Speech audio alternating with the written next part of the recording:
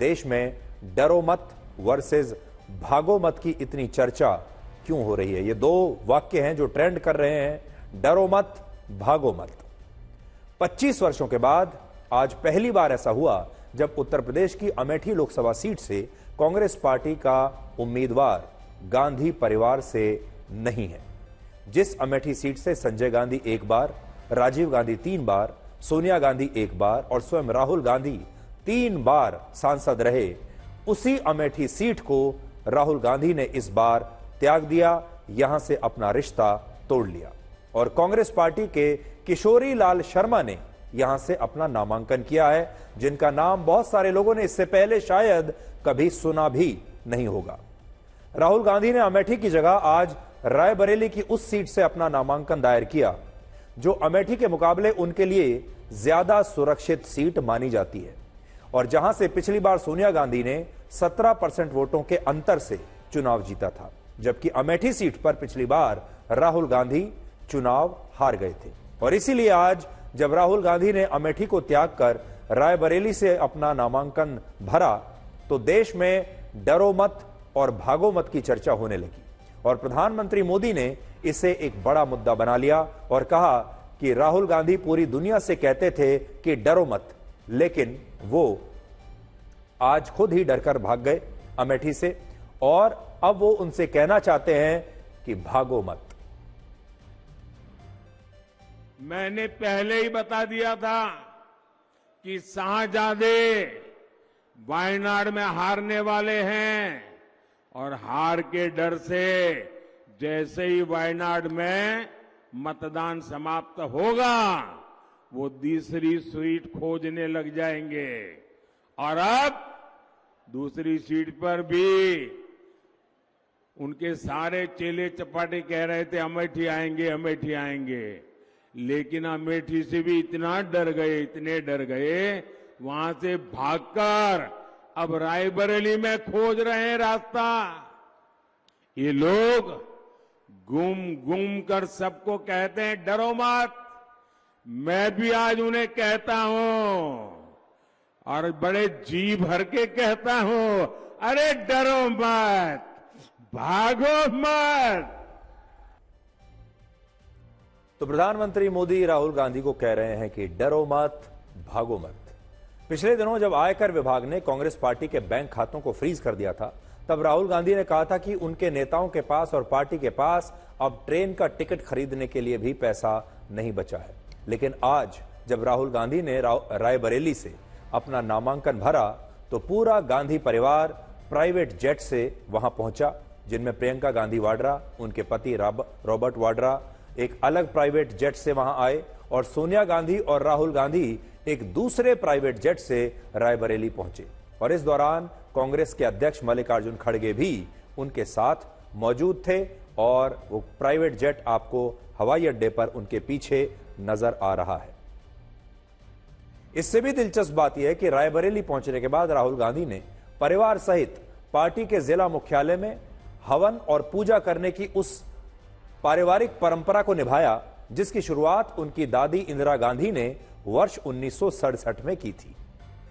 1967 में जब इंदिरा गांधी ने पहली बार रायबरेली सीट से लोकसभा का चुनाव लड़ा था तब उन्होंने अपने नामांकन से पहले इसी रायबरेली में हवन किया था और तभी से यह परंपरा चली आ रही है कि जब भी गांधी परिवार का कोई सदस्य यहां से चुनाव लड़ता है तो वो नामांकन से पहले हवन जरूर करता है और सोनिया गांधी भी हर बार नामांकन से पहले इस परंपरा का पालन करती आई हैं। जब वो चुनाव लड़ती थी तो नामांकन से पहले हमेशा हवन करती थी और पूरा परिवार हवन में बैठता था। और आज भी राहुल गांधी ने जब अपना नामांकन भरा तो उससे पहले हवन करके गांधी परिवार ने इस पारंपरिक परंपरा को निभाया। इससे पता चलता है कि राहुल गांधी आज भी अपने परिवार के संस्कारों को भूले नहीं हैं और गांधी परिवार जो है वो आज भी अपने पुराने संस्कारों को इसी तरह से निभा रहा है। आज राहुल गांधी ने जब नामांकन दायर किया तब उनके साथ उनकी मां सोनिया गांधी, बहन प्रियंका गांधी वाड्रा, उनके पति रॉबर्ट वाड्रा, पार्टी अध्यक्ष मल्लिकार्जुन खड़गे और राजस्थान के पूर्व मुख्यमंत्री अशोक गहलोत मौजूद थे। यानी पार्टी के जितने भी बड़े नेता हो सकते हैं और जितने भी गांधी परिवार के जो लोग हैं वो सब उनका नामांकन भरवाने के लिए पहुंचे। और इसके बाद राहुल गांधी ने एक ट्वीट भी किया जिसमें उन्होंने लिखा कि मेरी मां ने मुझे बड़े भरोसे के साथ परिवार की कर्मभूमि सौंपी है और उसकी सेवा का मौका दिया है। अमेठी और रायबरेली मेरे लिए अलग अलग नहीं है, दोनों ही मेरा परिवार है और मुझे खुशी है कि 40 वर्षों से क्षेत्र की सेवा कर रहे किशोरी लाल जी अमेठी से अब पार्टी का प्रतिनिधित्व करेंगे। अन्याय के खिलाफ चल रही न्याय की जंग में मैं मेरे अपनों की मोहब्बत और उनका आशीर्वाद मांगता हूं और मुझे विश्वास है कि संविधान और लोकतंत्र को बचाने की इस लड़ाई में आप सभी मेरे साथ खड़े हैं। ये राहुल गांधी ने एक्स पर अपना पोस्ट लिखा है। हालांकि अब यहां एक बड़ा विरोधाभास यह भी है कि रायबरेली वही सीट है जहां से वर्ष 1975 में इलाहाबाद हाई कोर्ट ने इंदिरा गांधी के चुनाव को अवैध घोषित कर दिया था और कोर्ट के इसी फैसले के 13 दिन के बाद 25 जून 1975 को इंदिरा गांधी ने देश में इमरजेंसी लगाकर संविधान और लोकतंत्र की पूरी तरह से धज्जियां उड़ा दी थी। लेकिन समय का चक्र देखिए कि इसी रायबरेली सीट से नामांकन भरने के बाद आज इंदिरा गांधी के पोते राहुल गांधी देश में संविधान और लोकतंत्र को बचाने की बात कह रहे हैं।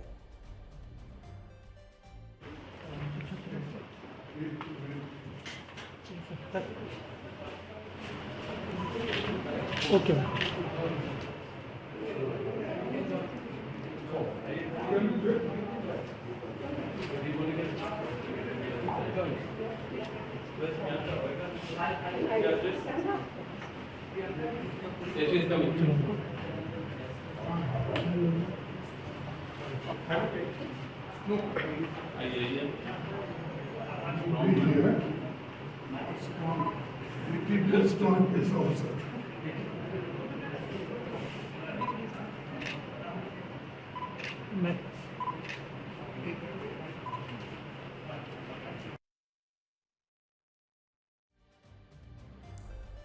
तो रायबरेली का एक पुराना रिश्ता है इमरजेंसी से, जैसा हमने आपको बताया।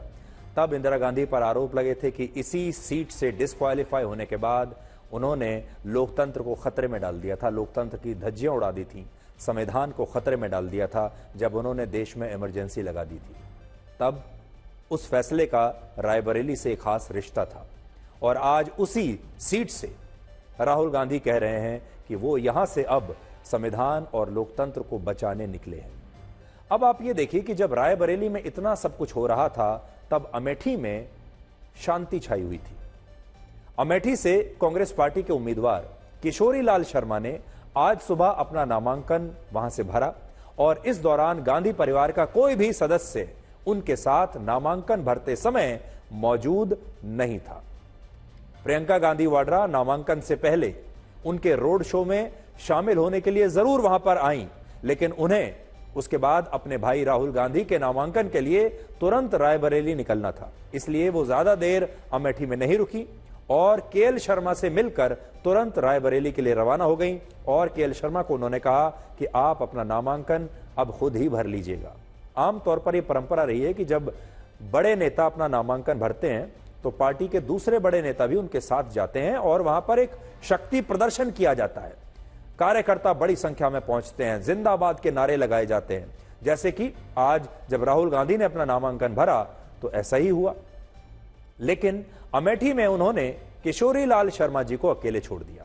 हालांकि रोड शो के दौरान प्रियंका गांधी वाड्रा ने यह जरूर कहा कि केएल शर्मा अपनी राजनीति की शुरुआत से ही अमेठी सीट से जुड़े हुए हैं और उन्होंने यहां बहुत काम किया है, इसलिए वो इस बार का चुनाव जरूर जीतेंगे।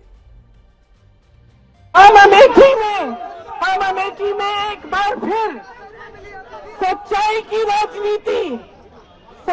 की राजनीति और सेवा की राजनीति वापस लाना चाहते हैं। मैं आज 3 तारीख है 6 तारीख को मैं वापस रायबरेली आऊंगी और तब से चुनाव के अंत तक आपके साथ और राहुल जी के लिए वो चुनाव लड़ेंगे।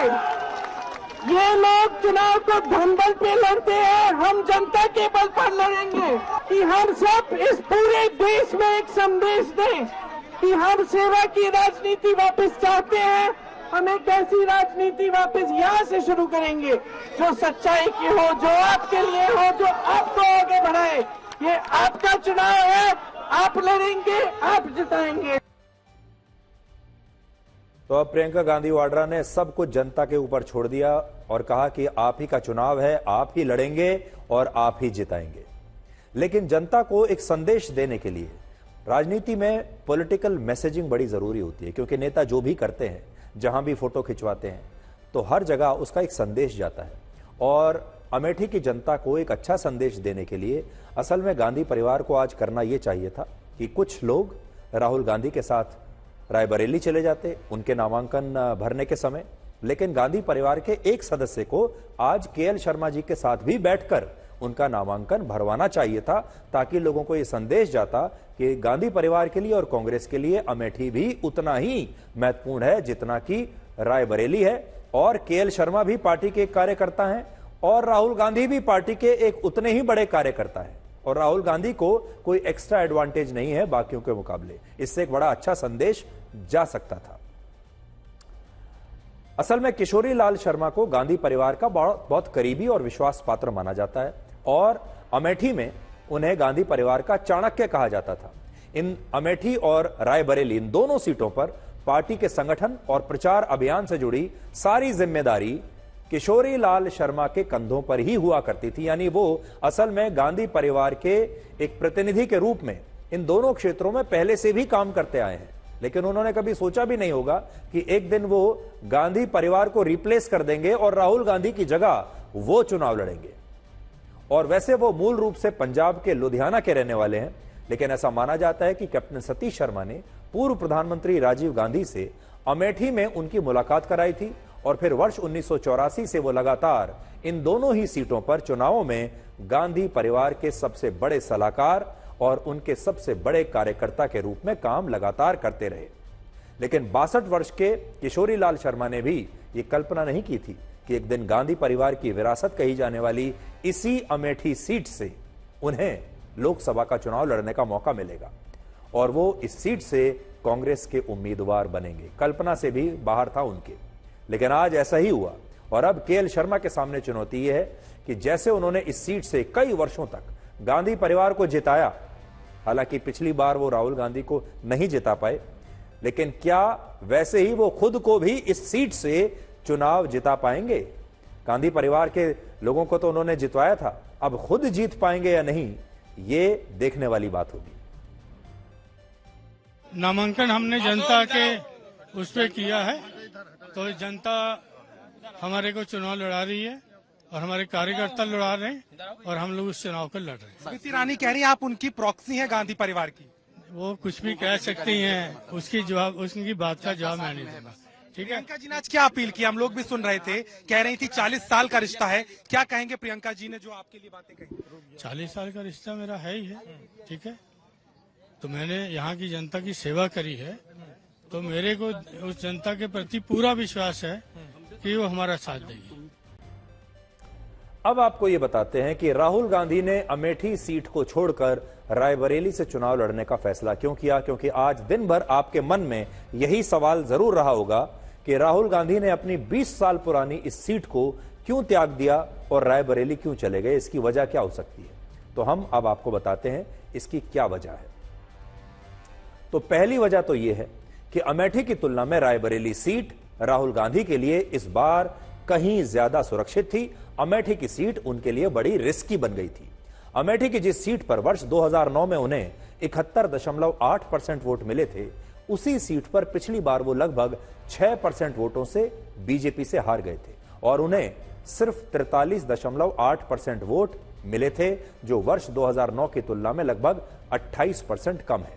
यानी अगर आप देखेंगे तो अमेठी में, मैं बड़ी स्क्रीन पर आपको दिखाता हूं, उनका जो वोट प्रतिशत है, यानी जो वोट उन्हें मिल रहा था, वो लगातार घटता चला जा रहा था। ये जो कांग्रेस का हाथ है, ये लगातार पंजा कमजोर होता जा रहा था, छोटा होता जा रहा था।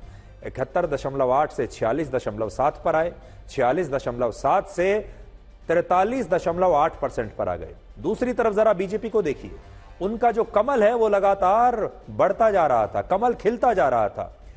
आप देखिए 2009 में बीजेपी को सिर्फ 5.8% वोट मिले थे अमेठी से, 2014 में बढ़कर 34.4% और फिर 2019 में लगभग 50% वोट बीजेपी ने राहुल गांधी के खिलाफ ले लिए। जबकि रायबरेली सीट पर पिछली बार सोनिया गांधी लगभग 17% वोटों के अंतर से जीती थी और उन्हें तब 55.8% वोट मिले थे। अब यहां महत्वपूर्ण बात यह भी है कि रायबरेली में भी कांग्रेस का वोट शेयर 2009 की तुलना में लगभग 17% कम हुआ है। वर्ष 2009 के चुनाव में रायबरेली सीट पर सोनिया गांधी को 72.2% वोट मिले। पिछले चुनाव में यह घटकर सिर्फ 55.8% रह गए, यानी उनकी लोकप्रियता और वोटों की संख्या भी घट रही थी।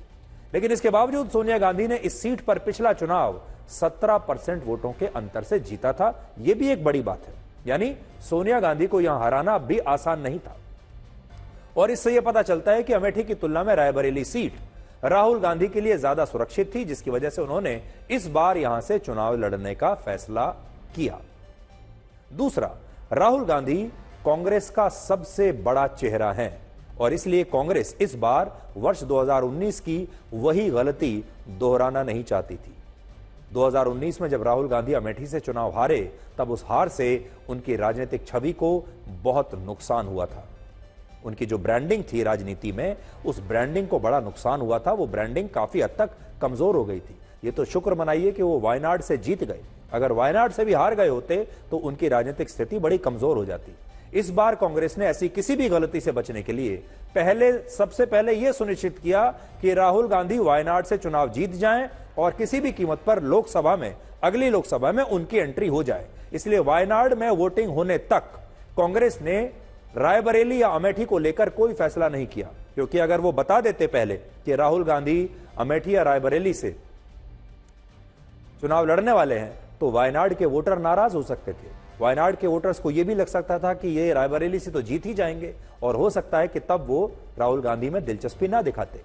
तो इसलिए जब वायनाड में वोटिंग पूरी हो गई, तब कांग्रेस शायद ये सुनिश्चित करना चाहती थी कि राहुल गांधी अब अपनी दूसरी सीट भी जीत जाएं और इसीलिए इस बार उन्हें रायबरेली से उम्मीदवार बनाया गया, जो उनके लिए अमेठी के मुकाबले सेफ सीट है। यानी इस बार वो अपना विकेट किसी भी कीमत पर गंवाना नहीं चाहते। वो चाहेंगे कि वो दोनों सीटों से चुनाव जीते।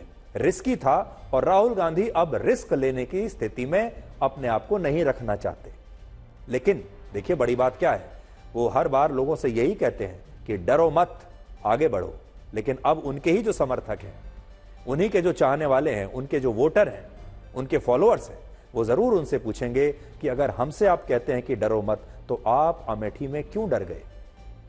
तीसरी बात यह हो सकती है, इससे यह भी स्पष्ट हो गया कि सोनिया गांधी के असली राजनीतिक उत्तराधिकारी राहुल गांधी ही हैं, वही रहेंगे, ना कि प्रियंका गांधी वाड्रा। बेटा ही उनका उत्तराधिकारी होगा, बेटी नहीं। इसी साल फरवरी के महीने में जब सोनिया गांधी ने लोकसभा की जगह राज्यसभा से संसद में आने का फैसला किया, तब उन्होंने रायबरेली के लोगों को एक बड़ी इमोशनल चिट्ठी लिखी थी और वो चिट्ठी मैं आज लेकर आया हूं। और इस चिट्ठी में उन्होंने लिखा था कि जैसे रायबरेली के लोगों ने उन्हें अब तक संभाला है, वैसे ही उन्हें उम्मीद है कि वो उनके परिवार को भी संभाल लेंगे। तो मैं आपको पढ़कर बताता हूं सोनिया गांधी ने 14 फरवरी 2024 को रायबरेली के लोगों को क्या लिखा था। रायबरेली के मेरे स्नेही परिवारजन, तो इससे पता चलता है वो उन्हें अपना परिवार का हिस्सा मानती हैं। और फिर उन्होंने लिखा, अब स्वास्थ्य और बढ़ती उम्र के चलते मैं अगला लोकसभा चुनाव नहीं लड़ूंगी। इस निर्णय के बाद मुझे आपकी सीधी सेवा का अवसर नहीं मिलेगा, लेकिन यह तय है कि मेरा मन प्राण हमेशा आपके पास रहेगा। मुझे पता है कि आप भी हर मुश्किल में मुझे और मेरे परिवार को वैसे ही संभाल लेंगे जैसे अब तक संभालते आए हैं। बड़ों को प्रणाम, छोटों को स्नेह, जल्द मिलने का वादा, आपकी सोनिया गांधी। तो उन्होंने एक इशारा तो तभी कर दिया था कि वो चुनाव नहीं लड़ेंगी, लेकिन उनके परिवार में से कोई ना कोई चुनाव लड़ेगा। और अब से कुछ देर पहले पुणे की एक रैली में राहुल गांधी ने कहा है कि जब वो रायबरेली से चुनाव लड़ रहे हैं तो मीडिया इस पर चुप है, जबकि पहले कहा जा रहा था कि वो किसी भी सीट से चुनाव नहीं लड़ेंगे। और इस रैली में उन्होंने एक बार फिर प्रधानमंत्री मोदी के लिए कुछ तू तड़ाक वाली भाषा का प्रयोग किया है, वो भी आप सुनिए। वो अखबार में लिख रहे थे राहुल गांधी अमेठी और रायबरेली से चुनाव नहीं लड़ेगा। वो चल रही थी मीडिया इनकी। अब मैं रायबरेली से चुनाव लड़ रहा हूं, बिल्कुल चुप हो गए। तो वो कभी नरेंद्र मोदी, कभी पाकिस्तान की बात करेगा, कभी समुद्र के नीचे जाके मतलब ड्रामा करेगा।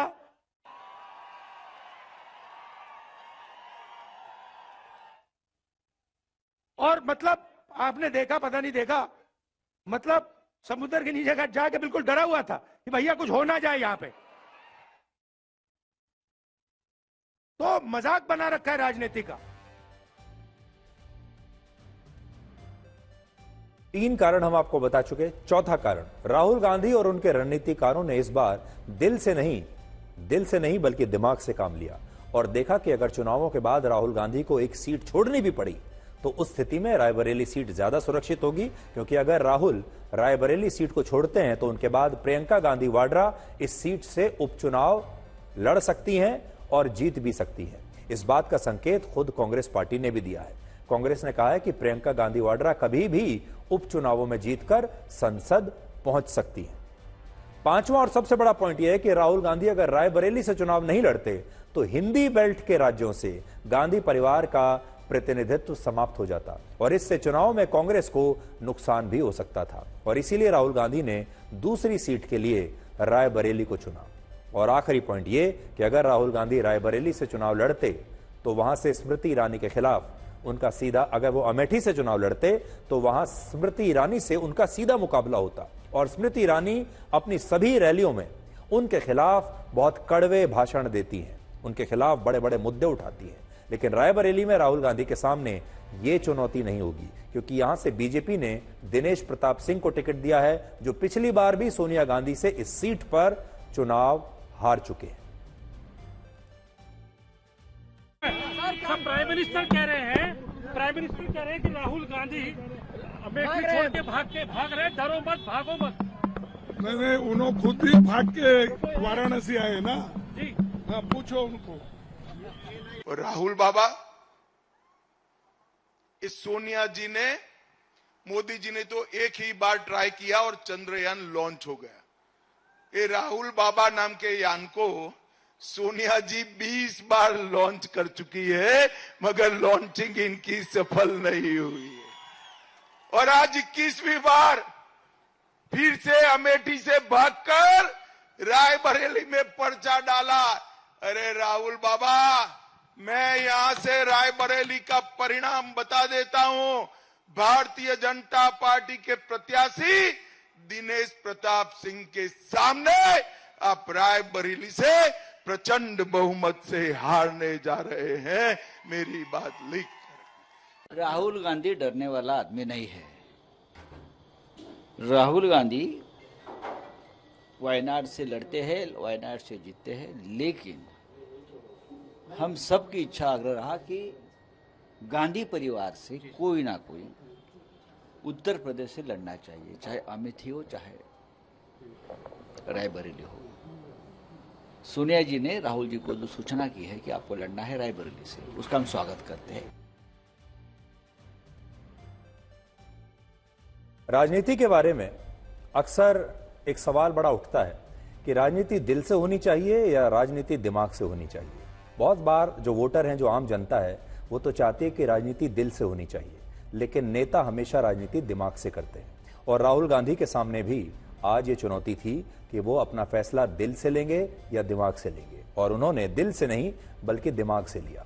और राजनीति में भावनाओं की कोई जगह नहीं होती, इमोशंस की कोई जगह नहीं होती। राहुल गांधी और उनके सलाहकार ये जानते थे कि जब वो अमेठी को छोड़ देंगे तो लोग उन पर यह आरोप जरूर लगाएंगे कि वो डर गए, लोग ये जरूर कहेंगे कि वो भाग गए, लेकिन इसमें इमोशनल होने की जरूरत नहीं है और ये देखना है कि हम कहां से जीत सकते हैं। इसलिए उन्होंने भावनाओं से काम नहीं लिया, दिल से काम नहीं लिया, बल्कि दिमाग से काम लिया। राजनीति में अक्सर यह भी कहा जाता है कि ना यहां कोई परमानेंट दोस्त है, ना यहां कोई परमानेंट दुश्मन है, और ना ही राजनीति में कोई परमानेंट सिद्धांत होता है। आपने देखा होगा, नेता चुनाव जीतने के लिए सिद्धांतों की भी बाजी लगा देते हैं, दोस्त भी बदल लेते हैं, दुश्मन भी बदल लेते हैं। और राहुल गांधी ने भी दिमाग से काम लिया है, क्योंकि उन्हें राजनीति करनी है, उन्हें दोनों सीटों को जीतना है। चाहे जनता कुछ भी कहे। लेकिन एक बात जरूर है कि आज कांग्रेस के कार्यकर्ताओं में कुछ निराशा जरूर होगी।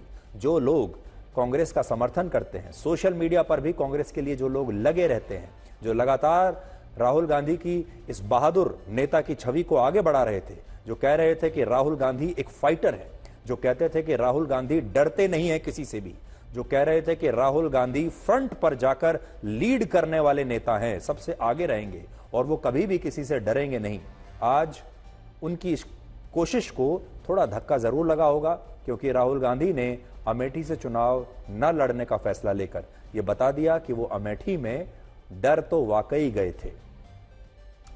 आज एक बड़ा सवाल यह भी है कि क्या कांग्रेस पार्टी अमेठी सीट को अपने सहयोगी दल समाजवादी पार्टी को दे सकती थी?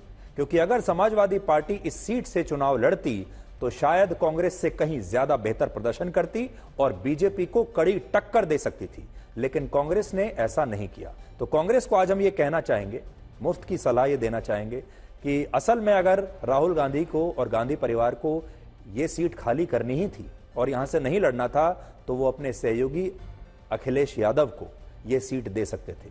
वो समाजवादी पार्टी को ये सीट दे सकते थे, थोड़ा बड़ा दिल दिखाते और कहते कि हम दोनों मिलकर यहां पर लड़ेंगे और हमारी जगह समाजवादी पार्टी का उम्मीदवार होगा।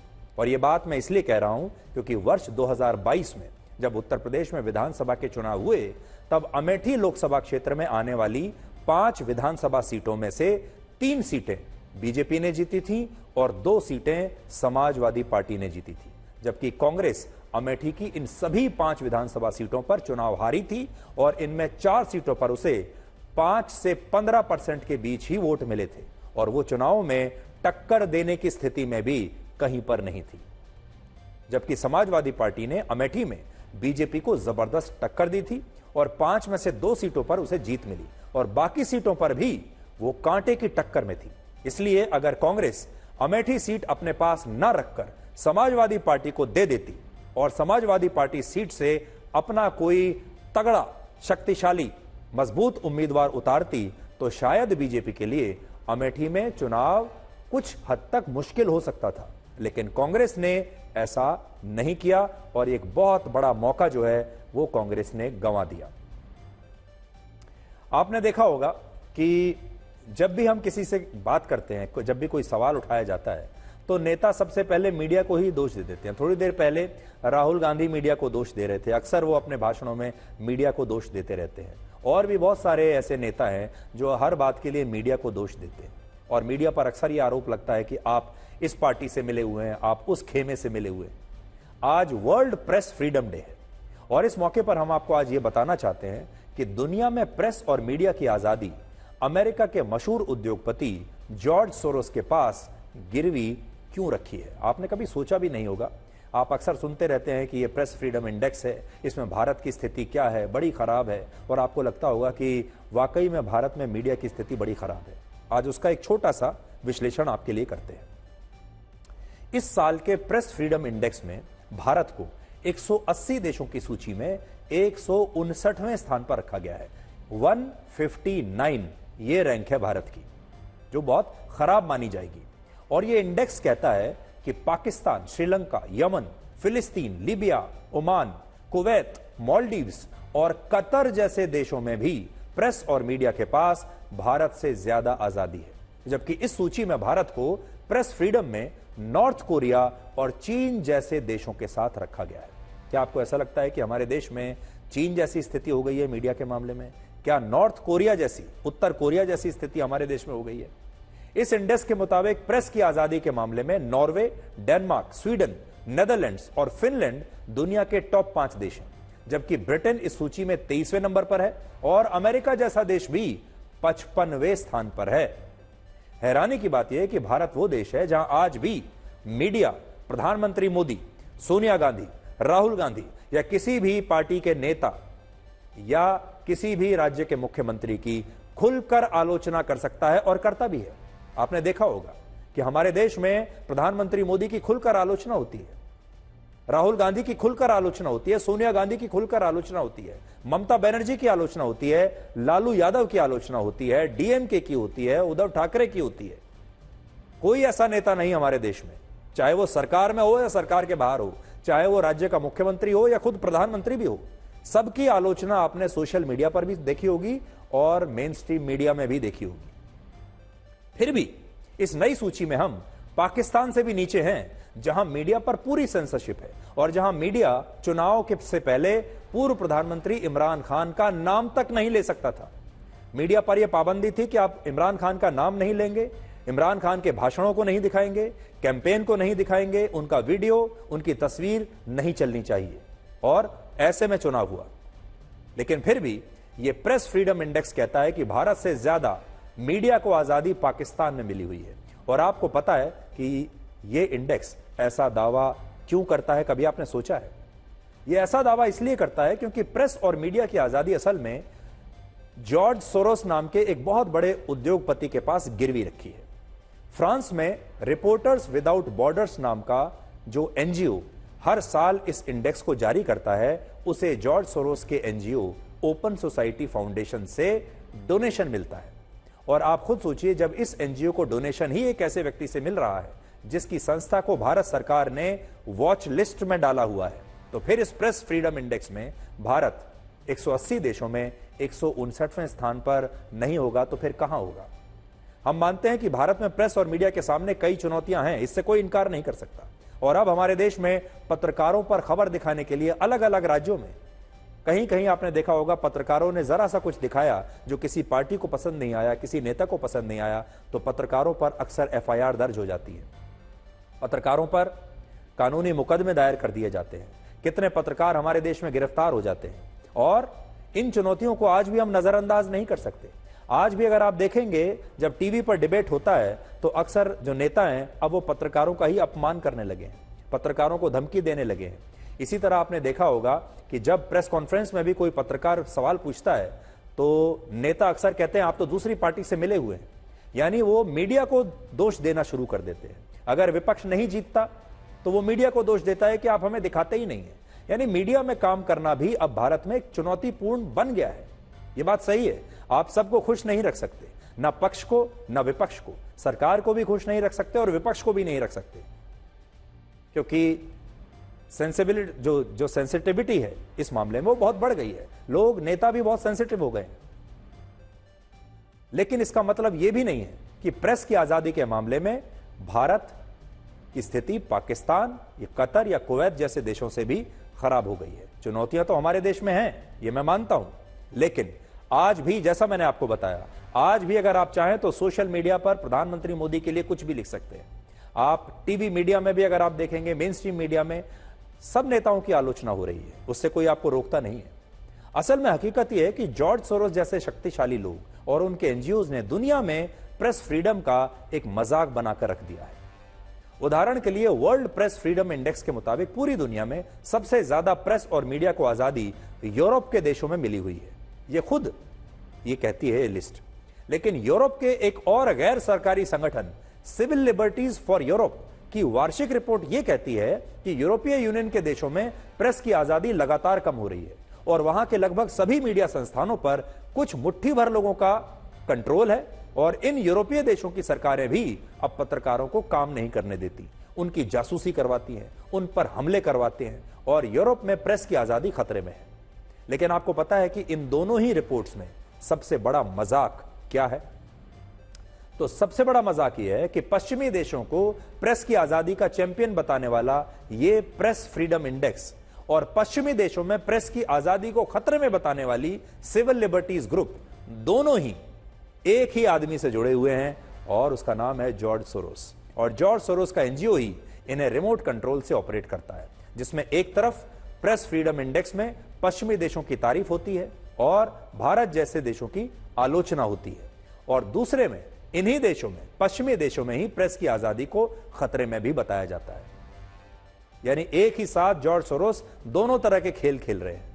बड़ी बात यह है कि जब जॉर्ज सोरोस जैसे बड़े शक्तिशाली लोग, पैसे वाले लोग ये मजाक करते हैं, तब हमारे देश में इनके वर्ल्ड प्रेस फ्रीडम इंडेक्स को एक बड़ी हेडलाइन बनाया जाता है और भारत में प्रेस की आजादी को खतरे में बताकर लोकतंत्र को खतरे में बता दिया जाता है। और आज भी हमारे देश में यही हो रहा है, जबकि इस इंडेक्स को पश्चिमी देश खुद गंभीरता से नहीं लेते। आज यहां बात सिर्फ प्रेस फ्रीडम इंडेक्स की नहीं है, बात इस बात की भी है कि पश्चिमी देश, बड़े बड़े लोग, जो ये संस्थाएं हैं पश्चिमी देशों की या इस तरह की जो एनजीओज हैं, वो बड़े बड़े लोकतांत्रिक देशों के ढांचों को मजबूत होते हुए देखना नहीं चाहती।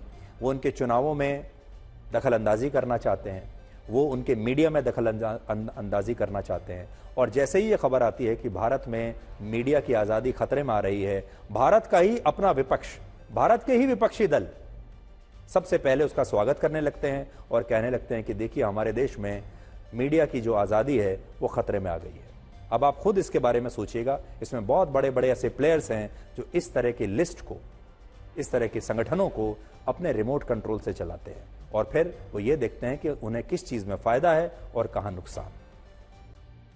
अब आप ये देखिए कि जब गाजा में फंसे मुसलमानों को बचाने के लिए अमेरिका की बड़ी बड़ी यूनिवर्सिटीज में आजकल विरोध प्रदर्शन हो रहे हैं और उनके मानव अधिकारों का मुद्दा उठाया जा रहा है, यहां भी मीडिया की भूमिका बड़ी महत्वपूर्ण है, तब दूसरी तरफ कैसे इस्लाम धर्म को ही मानने वाले लोग और मुस्लिम देशों की कंपनियां आपदा में अवसर का फायदा उठा रही हैं और गाजा के हर एक मुसलमान से बॉर्डर पार कराने के लिए भारतीय रुपयों में 5 लाख रुपए और हर बच्चे के कम से कम 2.5 लाख रुपए वसूले जा रहे हैं बॉर्डर पार कराने के लिए। दक्षिणी गाजा के रफा शहर में इस समय 15 लाख लोग फंसे हुए हैं जो अपने परिवारों के साथ किसी भी तरह रफा बॉर्डर क्रॉसिंग से सीमा पार करके इजिप्ट जाना चाहते हैं और अपनी जान किसी भी तरह बचाना चाहते हैं, क्योंकि ये रफा बॉर्डर गाजा से निकलने का इकलौता और आखिरी रास्ता है। बाकी के सारे जो बॉर्डर हैं गाजा के, फिलिस्तीन के, वो सब बंद हो चुके हैं। सिर्फ एक रास्ता बचा है, ये रास्ता जो आप अपनी स्क्रीन पर देख रहे हैं। जो यहां से अगर बाहर निकल गया वो बच जाएगा और जो फंस गया उसकी जान कभी भी जा सकती है। इसलिए लोग इस राफा क्रॉसिंग से बाहर निकलकर इसे पार करके इजिप्ट में जा रहे हैं बड़ी संख्या में, ताकि इनकी जान बच जाए। लेकिन सब किस्मत वाले नहीं हैं। जो मुस्लिम देश हैं, इजिप्ट जैसे, इजिप्ट की कंपनियां गाजा के इन लोगों से बॉर्डर पार करवाने के बदले कोऑर्डिनेशन फी के नाम पर लाखों रुपए वसूल कर रही हैं और इनसे पैसा कमा रही हैं। और इनमें भी हाला नाम की एक बहुत बड़ी कंपनी है जो सबसे ज्यादा लोगों को इस समय बॉर्डर पार करवा रही है, क्योंकि बॉर्डर पार करवाने का कॉन्ट्रैक्ट इस कंपनी को मिल गया है। इस कंपनी ने पिछले कुछ हफ्तों में गाजा के लोगों को रफा क्रॉसिंग से बॉर्डर पार करवाकर लगभग 800 करोड़ रुपए कमाए हैं। एक ही कंपनी ने लोगों को बॉर्डर पार करवाकर 800 करोड़ रुपए कमा लिए। और इस वक्त भी गाजा में फंसे वही मुसलमान अपनी और अपने बच्चों की जान बचा पा रहे हैं जिनके पास इतना पैसा है कि वो इस कंपनी को दे सकें और किसी तरीके से बॉर्डर पार करके इजिप्ट जा सके। इजिप्ट का कानून कहता है कि गाजा से 1 साल के लिए लोग रफा बॉर्डर पार करके इजिप्ट में आकर रह सकते हैं। और युद्ध से पहले भी गाजा से बहुत सारे लोग अलग अलग ट्रैवल कंपनीज और उनके एजेंट्स के जरिए इजिप्ट में आते थे और तब एक व्यक्ति से बॉर्डर कराने के लिए जो फीस होती थी वो थी 25 से 30 हजार रुपए। तब इतनी फीस हुआ करती थी। लेकिन जब से ये युद्ध शुरू हुआ उसके बाद इस्लाम धर्म को ही मानने वाले ये सारे ट्रैवल कंपनियों के एजेंट्स और इजिप्ट की ट्रैवल कंपनियों ने ये कोऑर्डिनेशन फीस बढ़ा दी और अब 16 वर्ष या उससे ज्यादा उम्र के लोगों से बॉर्डर पार कराने के लिए 5 लाख रुपए और बच्चे के कम से कम 2.5 लाख रुपए वहां लिए जा रहे हैं। और हैरानी की बात यह है कि इस बिजनेस मॉडल में किसी को भी गाजा के लोगों का धर्म दिखाई नहीं दे रहा। यानी एक मुसलमान अपने दूसरे मुसलमान भाई को मरने के लिए छोड़ रहा है और सिर्फ तब बचाने आ रहा है जब उसे पैसा मिलता है, पैसा, रिश्वत का पैसा। अब हम आपसे यह पूछना चाहते हैं कि अब यह सारा धर्म कहां चला गया, अब इस्लाम कहां चला गया? और ये सारे लोग धर्म के नाम पर, इस्लाम के नाम पर अपने भाई बहनों की मदद क्यों नहीं कर रहे हैं? जबकि अमेरिका जैसे देशों में इसी मुद्दे को लेकर इतने बड़े बड़े प्रदर्शन हो रहे हैं। लोग कह रहे हैं कि गाजा के लोगों की मदद होनी चाहिए, लेकिन जो मदद करने की स्थिति में है वो पैसा कमा रहे हैं। जब से ये युद्ध शुरू हुआ तब से इजराइल और इजिप्ट ने यह तय किया है कि जो लोग घायल हैं उन्हें सबसे पहले बॉर्डर पार करवाया जाएगा, क्योंकि वो लोग घायल हैं, उनकी जान खतरे में है। लेकिन सच्चाई यह है कि घायलों से कहीं ज्यादा ये ट्रैवल कंपनियां और उनके एजेंट्स ऐसे लोगों को बॉर्डर पार करा रहे हैं जिन्होंने इसके लिए लाखों रुपए दिए हैं। और जो मुसलमान युद्ध में घायल हो गए हैं या जो बच्चे इजराइल के हमले में घायल होने के बाद रफा शहर के राहत शिविरों में बॉर्डर पार करने के लिए तड़प रहे हैं, उनकी कोई मदद नहीं कर रहा। लेकिन जो पैसा दे रहा है वो आसानी से बॉर्डर पार करके इजिप्ट पहुंच रहा है। और दुनिया इस घोटाले पर बिल्कुल चुप बैठी है और इस्लाम धर्म के ठेकेदार और मुस्लिम देश भी इस पर बिल्कुल खामोश बैठे हैं। अमेरिका की बड़ी बड़ी यूनिवर्सिटीज में हर रोज छात्र विरोध प्रदर्शन कर रहे हैं और कहा जा रहा है कि इजराइल गाजा में लोगों को मुसलमान होने की सजा दे रहा है। ये एक धर्म युद्ध है, लेकिन हकीकत यह है कि गाजा के मुसलमानों को ज्यादा खतरा इजराइल से नहीं बल्कि खुद अपने लोगों से है जो लालची हो चुके हैं, जो पैसा कमाना चाहते हैं। और खतरा उन मुस्लिम देशों से है जो इस युद्ध में भी ट्रैवल कंपनियों को लोगों की मजबूरी का फायदा उठाने दे रही हैं और उन्हें इस लूट में और घोटाले में गाजा के मुसलमानों और इन बच्चों का धर्म आज नजर नहीं आ रहा। गाजा के मुसलमानों का सबसे बड़ा दुख यह है कि वो पैसे न होने की वजह से राफा बॉर्डर क्रॉस करके इजिप्ट जा नहीं सकते और गाजा में जो राहत सामग्री, खाने पीने का सामान दूसरे देशों से उनके लिए भेजा जा रहा है, वो राहत सामग्री और वो मदद भी उन तक पहुंच नहीं रही। और जब भी कोई ट्रक राहत सामग्री या अनाज या खाने पीने का सामान लेकर गाजा में प्रवेश करता है तो उसे या तो हमास के लड़ाके पहले ही लूट लेते हैं या गाजा में ही मौजूद वहां के जो गैंग हैं अपराधियों के, ये अपराधी अलग अलग गैंग्स जो इनके हैं वो इस राहत सामग्री को लूट कर बाद में इसे बाजार में बेच देते हैं और अनाज और दूसरा खाने पीने का सामान ब्लैक में मनमाने दामों पर वहां बाजारों में बिक रहा है, जबकि यह राहत सामग्री वहां के लोगों के लिए मुफ्त में भेजी जाती है। और अमेरिका के विदेश मंत्रालय ने भी आज इस पर बहुत गहरी चिंता जताई है कि हम सामान तो भेज रहे हैं लेकिन यह सामान वहां लोगों तक पहुंच नहीं रहा, क्योंकि वहां जो अपराधी हैं वो पहले ही सामान को लूट लेते हैं और फिर इसे बाजारों में बेच देते हैं।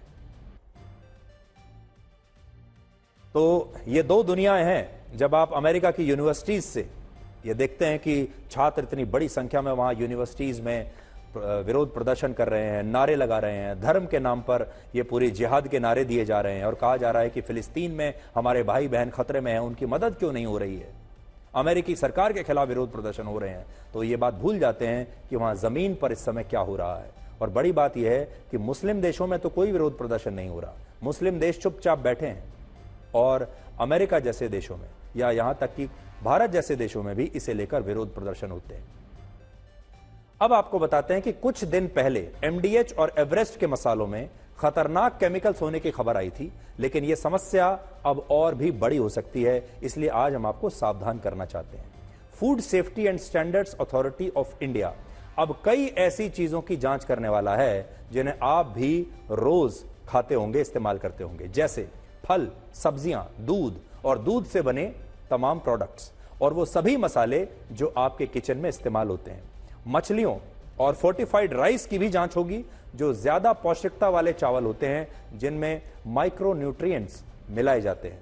लेकिन चिंता की बात यह है कि भारत में अब खाने पीने की चीजों की जांच इसलिए हो रही है क्योंकि विदेशों में भारत के मसालों में मिलावट को पकड़ लिया गया है और अब यह पता चला है कि विदेशी जो सरकारें हैं अलग अलग देशों की, वो अपने देश में रहने वाले लोगों के प्रति बहुत सजग रहती हैं। वहां पर खाने पीने की चीजों को लेकर, फूड सेफ्टी को लेकर कड़े कानून है और वो अपने बाजारों में किसी भी सब स्टैंडर्ड प्रोडक्ट को बेचने की इजाजत नहीं देते जो कि लोगों को नुकसान करे।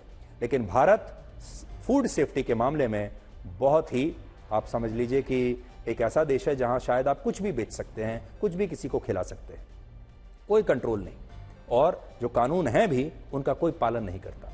पिछले ही महीने हांगकांग, सिंगापुर और अमेरिका में कैंसर पैदा करने वाले एक खतरनाक केमिकल एथिलीन ऑक्साइड मिलने के बाद भारत की कई बड़ी कंपनियों के मसालों को बैन कर दिया गया था। और यह केमिकल इसलिए मिलाया जाता है कि मसाले जल्दी खराब ना हो, लेकिन यह एक कीटनाशक केमिकल है जिसका जरूरत से ज्यादा इस्तेमाल करने पर आपको कैंसर भी हो सकता है। और बड़ा सवाल यह है कि जिस मिलावट को विदेशों में पकड़ा गया वो भारत में पकड़ में क्यों नहीं आई।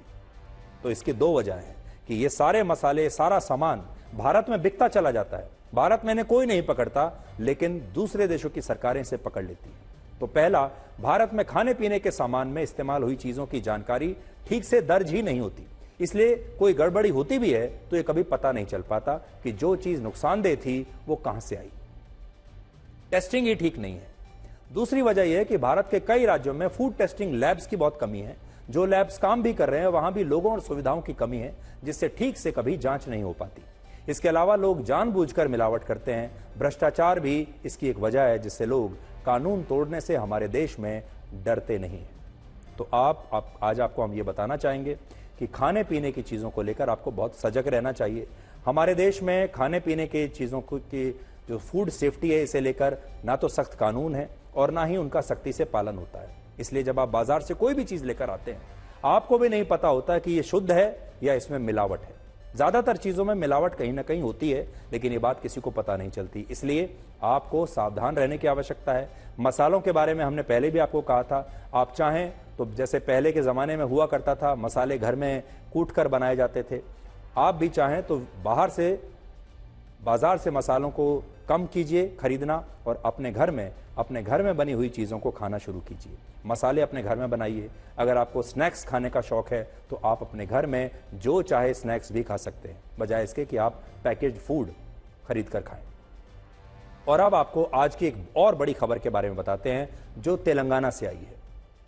आपको याद होगा, वर्ष 2016 में हैदराबाद यूनिवर्सिटी में रोहित वेमुला नाम के एक छात्र ने आत्महत्या की थी और तब कहा गया था कि यह छात्र दलित था, इसके साथ यूनिवर्सिटी में भेदभाव हुआ, इसलिए इसने आत्महत्या कर ली और यह बहुत बड़ा राजनीतिक मुद्दा बन गया था। रोहित वेमुला का नाम आप सब ने सुना होगा, लेकिन आज इस मामले में तेलंगाना की पुलिस ने एक बड़ा खुलासा किया है।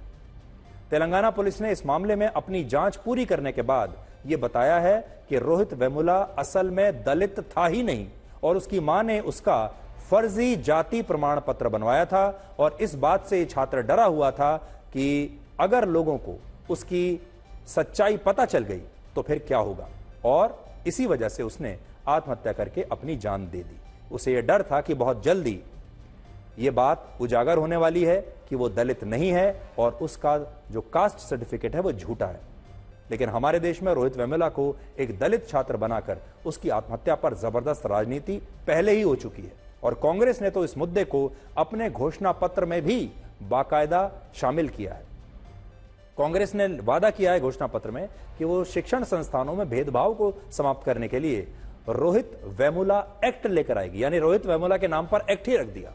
लेकिन सच्चाई यह है कि रोहित वेमुला तो दलित थे ही नहीं और अब उनकी जो कहानी सामने आ रही है वो ये है कि उन्होंने एक फर्जी कास्ट सर्टिफिकेट बनाया था। हालांकि रोहित वेमुला के परिवार ने इसका जोरदार खंडन किया है और उन्होंने कहा है कि इस बात में कोई सच्चाई नहीं है और पुलिस ने जो कुछ कहा है, अभी पुलिस के इस बयान को वो कोर्ट में जाकर, हाई कोर्ट में जाएंगे, सुप्रीम कोर्ट में जाएंगे और वहां उसे वो चैलेंज करेंगे। लेकिन बड़ी बात यह है कि तेलंगाना में भी अभी कांग्रेस की ही सरकार है और जहां आदर नहीं वहां जाना मत, जो सुनता नहीं उसे समझाना मत, जो पचता नहीं उसे खाना मत और जो सत्य पर भी रूठे उसे मनाना मत।